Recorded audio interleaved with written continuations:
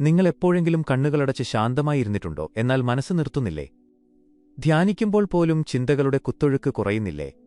ധ്യാനിക്കണമെന്ന് നിങ്ങൾക്ക് തോന്നുന്നുണ്ടോ, എന്നാൽ നിങ്ങളുടെ മനസ്സ് ഒട്ടും സഹകരിക്കുന്നില്ലേ? എങ്കിൽ ജ്ഞാനത്തിന്റെ ശബ്ദത്തിലുള്ള ഇന്നത്തെ യാത്ര നിങ്ങളുടെ ജീവിതത്തിന്റെ ദിശ മാറ്റിയേക്കാം. ധ്യാനം എന്നത് കേവലം ഒരു മതപരമായ ആചാരമോ ചടങ്ങോ മാത്രമല്ല. അത് ആത്മാവിന്റെ വിളിയാണ്. പാശ്ചാത്യ രാജ്യങ്ങളിൽ യോഗയുടെയും ധ്യാനത്തിന്റെയും ജ്വാല തെളിച്ച പരമഹംസ യോഗാനന്ദ ഒരു രഹസ്യം പങ്കുവച്ചു. ശ്വാസമാണ് ശരീരത്തിനും ആത്മാവിനുമിടയിലുള്ള പാലം. നിങ്ങളുടെ ശ്വാസത്തിന്മേൽ നിയന്ത്രണം നേടുമ്പോൾ മനസ്സ് സ്വാഭാവികമായും ശാന്തമാകും. നമ്മൾ ഓരോ ദിവസവും ആയിരക്കണക്കിന് തവണ ശ്വസിക്കുന്നു. എന്നാൽ അവയുടെ ആഴം നമ്മൾ എപ്പോഴെങ്കിലും യഥാർത്ഥത്തിൽ മനസ്സിലാക്കിയിട്ടുണ്ടോ? ശ്വസനം എന്നത് കേവലം ഒരു ശാരീരിക പ്രക്രിയ മാത്രമല്ലെന്ന് യോഗാനന്ദ പറഞ്ഞു. അത് ആത്മാവിന്റെ ആദ്യത്തെ ഭാഷയാണ്. നിങ്ങളുടെ ശ്വാസത്തെ നിങ്ങൾ അനുഭവിക്കാൻ തുടങ്ങുന്ന ആ നിമിഷം നിങ്ങൾ പുറത്തുനിന്ന് ഉള്ളിലേക്കുള്ള ഒരു യാത്ര ആരംഭിക്കുന്നു. എന്നാൽ ഇവിടെ ശ്രദ്ധിക്കേണ്ട ഒരു പ്രധാന കാര്യമുണ്ട്. ധ്യാനം നിങ്ങൾക്ക് വെളിയിലല്ല ആരംഭിക്കുന്നത്. അത് നിങ്ങളുടെ ശ്വാസത്തിൽ നിന്നാണ് തുടങ്ങുന്നത്. അതിനാൽ ഇന്ന് നമ്മൾ നിങ്ങളെ നയിക്കുന്നത് ശ്വാസത്തിലൂടെ മാത്രം ധ്യാനത്തിലേക്ക് പ്രവേശിക്കുന്ന ഒരു പരിശീലനത്തിലേക്കാണ്. ഇതിൽ സങ്കീർണമായ ആസനങ്ങളോ മന്ത്രങ്ങളോ ആവശ്യമില്ല. കേവലം അവബോധവും പരമമായ ശാന്തിക്കായുള്ള ആഗ്രഹവും മാത്രം മതി. പക്ഷേ ആദ്യം ധ്യാനം എന്തുകൊണ്ടാണ് ഇത്ര ബുദ്ധിമുട്ടായി തോന്നുന്നത് എന്ന് നമുക്ക് മനസ്സിലാക്കാം. മനസ്സ് ഒരു കുരങ്ങനെപ്പോലെയാണ്. ഒരു ചിന്തയിൽ നിന്ന് മറ്റൊരു ചിന്തയിലേക്ക് നിരന്തരം ചാടിക്കൊണ്ടിരിക്കുന്നു, ഒന്നല്ലെങ്കിൽ മറ്റൊരാശയത്തിൽ കുടുങ്ങിക്കിടക്കുന്നു. നമ്മൾ കണ്ണുകൾ അടയ്ക്കുമ്പോൾ ആദ്യമായി നമ്മൾ മനസ്സിന്റെ ബഹളം കേൾക്കുന്നു. അതുകൊണ്ടാണ് പലരും ധ്യാനിക്കാൻ ശ്രമിക്കുകയും എന്നാൽ കുറച്ചു ദിവസങ്ങൾക്ക് ശേഷം അത് ഉപേക്ഷിക്കുകയും ചെയ്യുന്നത്. അവർ തെറ്റായ സ്ഥലത്താണ് യുദ്ധം ചെയ്യുന്നത്. അവർ മനസ്സിനെ തടയാൻ ശ്രമിക്കുന്നു. എന്നാൽ യോഗശാസ്ത്രം പറയുന്നത് മനസ്സിനെ തടയരുത് എന്നാണ്. അതിന് ദിശ നൽകുക. ആ ദിശ കണ്ടെത്തുന്നത് ശ്വാസത്തിലൂടെയാണ്. ഇനി നമുക്ക് ഈ പ്രത്യേക ധ്യാന പ്രക്രിയ മനസ്സിലാക്കാം.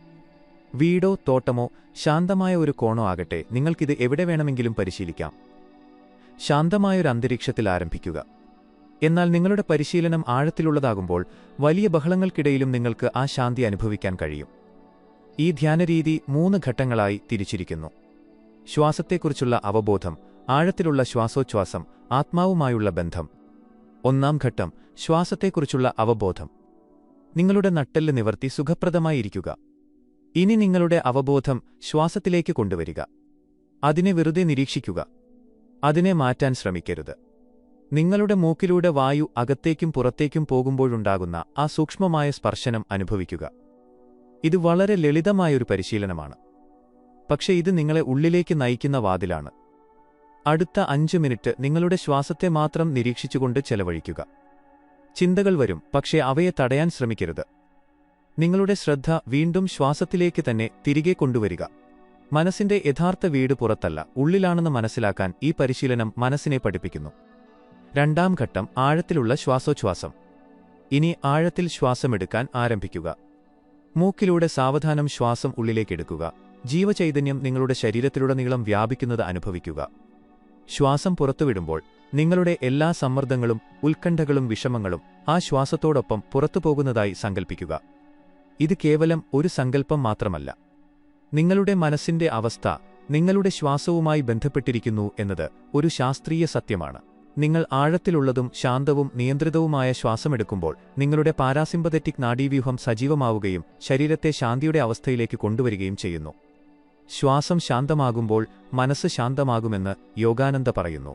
ഭൂമിയിൽ നിന്ന് ആകാശത്തേക്ക് ഉയർന്നു പറക്കുന്ന ഒരു പക്ഷിയെപ്പോലെ ഓരോ ശ്വാസത്തിലും നിങ്ങൾ മുകളിലേക്ക് ഉയരുന്നതായി അനുഭവിച്ചുകൊണ്ട് 10 മുതൽ 15 മിനിറ്റ് വരെ ഈ അവസ്ഥയിൽ തുടരുക. ഇതൊരു ഉപമ മാത്രമല്ല. ഇത് നിങ്ങളുടെ ബോധത്തിന്റെ കുതിച്ചുയരലാണ്. 3-ാം ഘട്ടം ആത്മാവുമായുള്ള ബന്ധം. ഇനി ശ്വാസത്തിനും അപ്പുറത്തേക്ക് പോവുക. ശ്വാസത്തിന്മേലുള്ള നിങ്ങളുടെ നിയന്ത്രണം ക്രമേണ അയച്ചുവിടുക. ഇപ്പോൾ യാതൊരു പ്രയത്നവുമില്ല, കേവലം നിശബ്ദമായ അവബോധം മാത്രം. ശ്വാസം വളരെ സാവധാനത്തിലായതായി അനുഭവിക്കുക. ശരീരം പൂർണ്ണമായും നിശ്ചലമാണ്. മനസ്സ് ഭാരമില്ലാത്തതായിരിക്കുന്നു. നിങ്ങളുടെ സാന്നിധ്യം വെറുമൊരു അസ്തിത്വമായി ലയിച്ചിരിക്കുന്നു. ഈ നിമിഷത്തിൽ നിങ്ങളെ ഒരു ശരീരമായോ പേരോ ആയിട്ടല്ല, മറിച്ച് ബോധരൂപമായി തന്നെ അനുഭവിക്കുക. ഇതാണ് ധ്യാനത്തിന്റെ യഥാർത്ഥ അവസ്ഥ. നിങ്ങൾ സ്വയം ഊർജ്ജമായും പ്രകാശമായും സ്വതന്ത്രമായും അതിരുകളില്ലാത്തതായും അനുഭവിക്കാൻ തുടങ്ങുന്നു. ദൈവത്തെ അനുഭവിക്കാനുള്ള ഏറ്റവും ലളിതമായ മാർഗം അവിടുത്തെ നിശബ്ദ സാന്നിധ്യത്തിനു മുന്നിൽ സ്വയം സമർപ്പിക്കുക എന്നതാണെന്ന് പരമഹംസ യോഗാനന്ദ പറയുന്നു. ഈ നിശബ്ദതയിലാണ് നിങ്ങളുടെ അസ്തിത്വത്തിലുടനീളം ആ ദിവ്യമായ കമ്പനം അനുഭവിക്കാൻ കഴിയുക. മനസ്സ്, ശ്വാസം, ശരീരം എന്നിവയെല്ലാം ഒത്തുചേരുമ്പോഴാണ് ഇത് സാധ്യമാകുന്നത്. ധ്യാനം എന്നത് ഒരു പ്രയത്നമല്ല, അതൊരു സമർപ്പണമാണ്. ഇനി നിങ്ങളുടെ ബോധത്തെ സാവധാനം ഈ വർത്തമാന നിമിഷത്തിലേക്ക് തിരികെ കൊണ്ടുവരിക. വിരലുകൾ പതുക്കെ ചലിപ്പിക്കുക.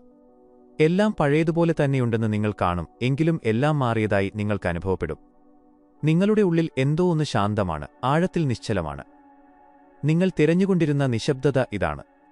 നിങ്ങളുടെ ശ്വാസം നിങ്ങളോടൊപ്പമുള്ളപ്പോൾ ആദ്യത്തെ ശ്രമത്തിൽ തന്നെ ഇത് സാധ്യമാണ്. ഇന്ന് നിങ്ങൾ പഠിച്ചത് വെറുമൊരു സാങ്കേതിക വിദ്യയല്ല, അതൊരു ജീവിതമാർഗമാണ്. നിങ്ങൾക്ക് എപ്പോൾ വേണമെങ്കിലും എവിടെ വെച്ചു വേണമെങ്കിലും ഈ പ്രക്രിയ ആവർത്തിക്കാം. ക്രമേണ അത് നിങ്ങളുടെ സ്വഭാവമായി മാറും.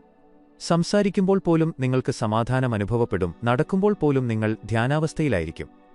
ഇതാണ് യോഗാനന്ദയുടെ പാരമ്പര്യം - സജീവ ധ്യാനം. കൂട്ടുകാരെ, ധ്യാനം എന്നത് ഒരു ലക്ഷ്യമല്ല, അതൊരു യാത്രയാണ്. ഓരോ ദിവസവും ഓരോ ശ്വാസവും ഈ യാത്രയുടെ ഭാഗമാണ്.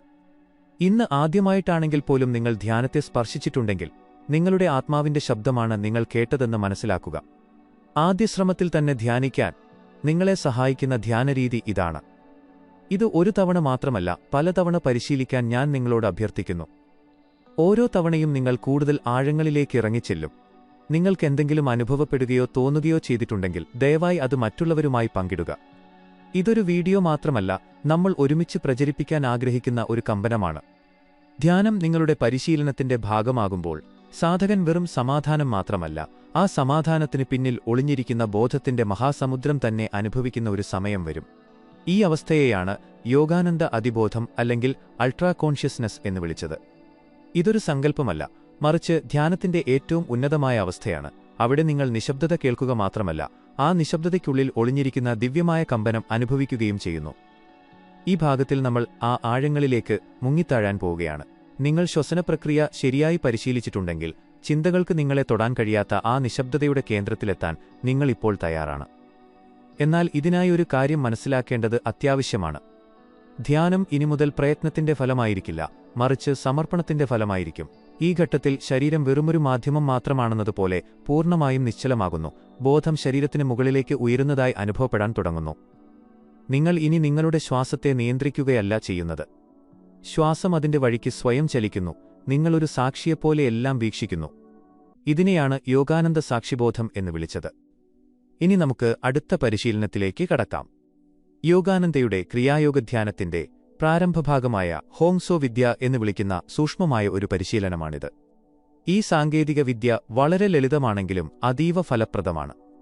നിങ്ങൾ ശ്വാസം ഉള്ളിലേക്കെടുക്കുമ്പോൾ മനസ്സിൽ ഹോങ് എന്ന ശബ്ദം അനുഭവിക്കുക. നിങ്ങൾ ശ്വാസം പുറത്തുവിടുമ്പോൾ മനസ്സിൽ സോ എന്നനുഭവിക്കുക. ഈ മന്ത്രം നിങ്ങളുടെ ഉപബോധമനസ്സിൽ ഇതിനകം തന്നെയുണ്ട്. ഇത് ആത്മാവിന്റെ നിശബ്ദമായ ജപമാണ്.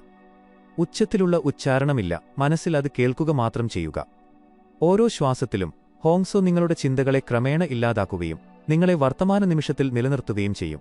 ഏതാനും മിനിറ്റുകൾക്ക് ശേഷം മന്ത്രം സ്വയം ആവർത്തിക്കാൻ തുടങ്ങുന്നതായും നിങ്ങളുടെ മനസ്സ് അതിൽ ലയിക്കാൻ തുടങ്ങുന്നതായും നിങ്ങൾ ശ്രദ്ധിക്കും.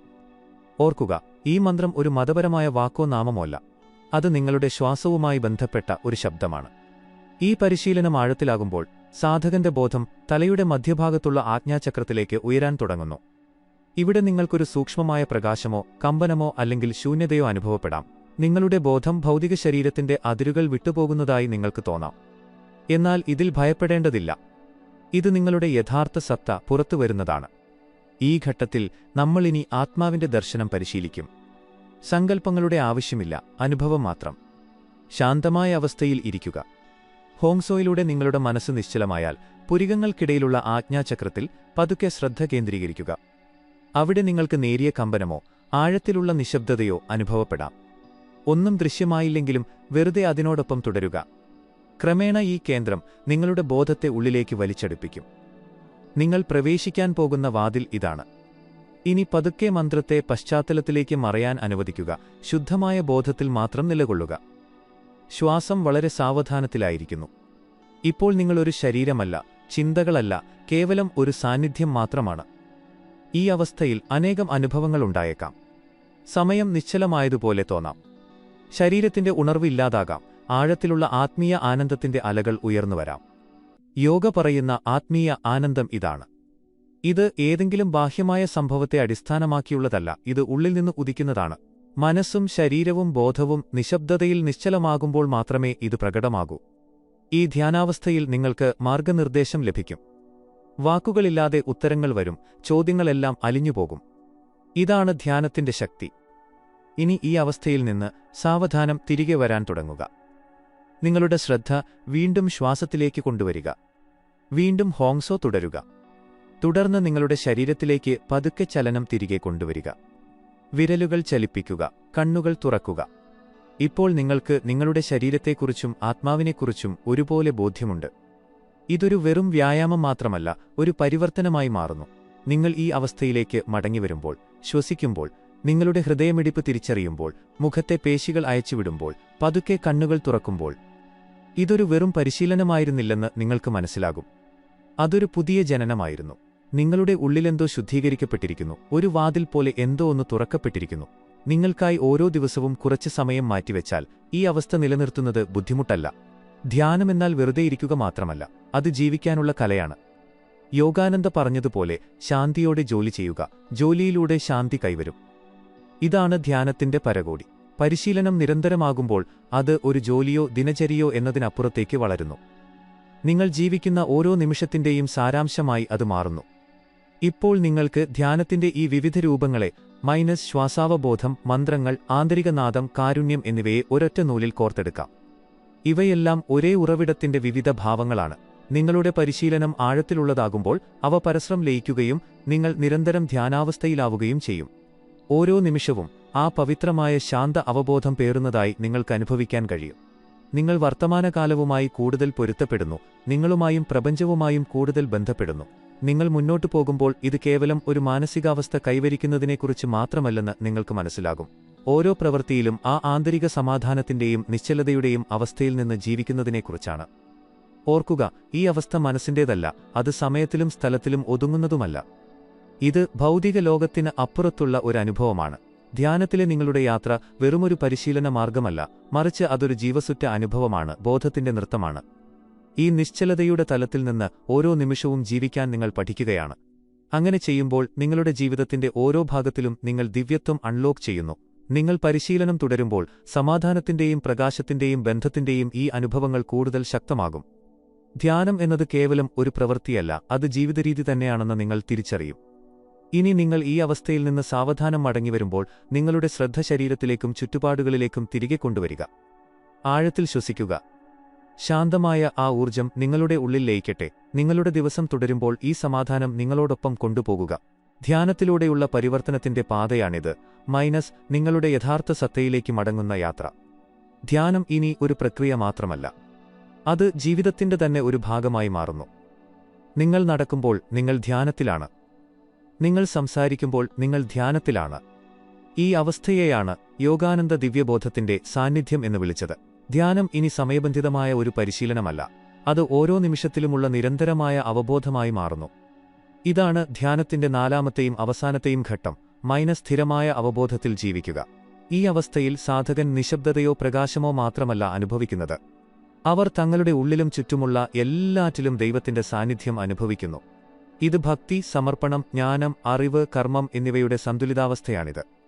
യോഗാനന്ദ പറഞ്ഞു, ആന്തരിക സമ്പർക്കത്തിന്റെ ആനന്ദത്തിൽ ഓരോ നിമിഷവും ജീവിക്കുക.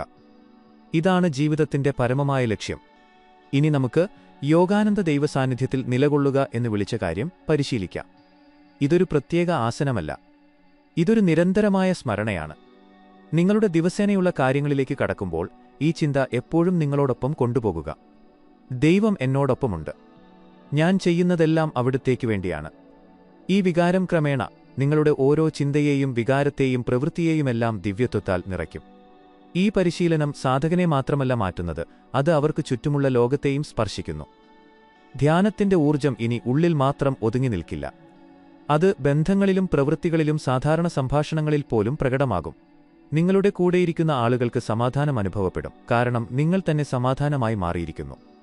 സാധകൻ വെറുമൊരു സാധകൻ മാത്രമല്ലാതെ മറ്റുള്ളവർക്കൊരു വെളിച്ചമായി മാറുന്ന ധ്യാനത്തിന്റെ പക്വതയാണിത്.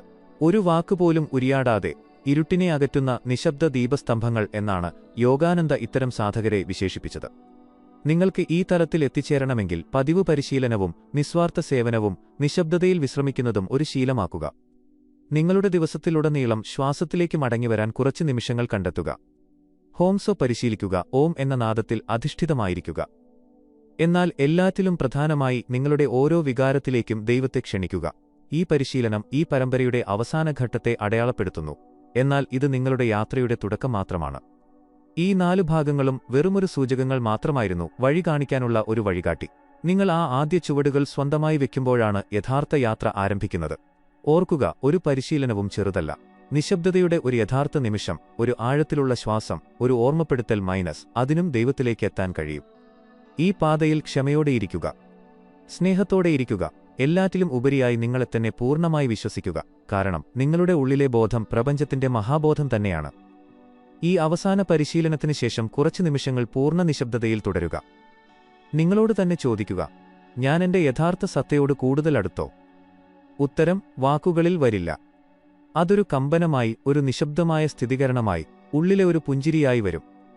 നിങ്ങൾ കണ്ണുകൾ തുറക്കുമ്പോൾ നിങ്ങൾ പഴയ വ്യക്തിയല്ലെന്ന് തിരിച്ചറിയുക. ഉള്ളിലെന്തോ വലിയ മാറ്റം സംഭവിച്ചിരിക്കുന്നു. ശാന്തവും സ്ഥിരതയുള്ളതും ഉണർവുള്ളതുമായ എന്തോ ഒന്ന്. ഇതാണ് ധ്യാനത്തിന്റെ ശക്തി.